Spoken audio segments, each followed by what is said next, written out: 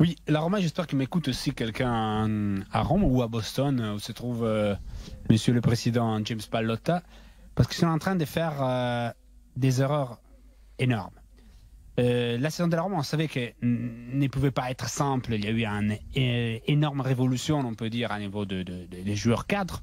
Nainggolan, Strootman, Alisson, quand tu as, c'est lui qui a été, c'est pas les meilleurs gardiens de la saison dernière, les meilleurs en Ligue des Champions quand même, les perdre, ça change beaucoup des choses. Quand tu es joueur cadre, on en année en plus, et tu fais pas un mercato pour les remplacer, mais un mercato d'avenir, c'est-à-dire tu n'as pas un Zeko autant si fort et un peu plus jeune. Non, tu as pris des Kluivert qui ont 20 ans, tu as encore Chic qui a 20 ans, donc c'était pas la saison de la Roma qui pouvait gagner des choses.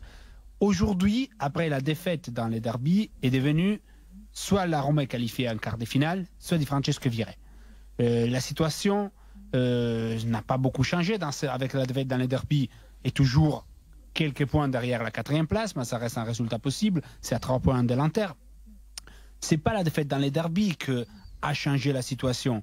Surtout qu'on savait au début de la saison qu'ils n'ont rien fait pour rendre une équipe qui avait fait un exploit incroyable et un peu en fin de course plus fort. Donc, mettre, on peut dire, les doigts, soit tu es dans les top 8 d'Europe, soit tu es viré, pour moi, c'est une erreur énorme. Parce que si Di Francesco, si quelqu'un a fait quelque chose d'incroyable, c'est Di Francesco la saison dernière, en faisant un revers pour la première fois depuis 84, quand ils ont joué la finale, la Roma en demi-finale de Ligue des Champions.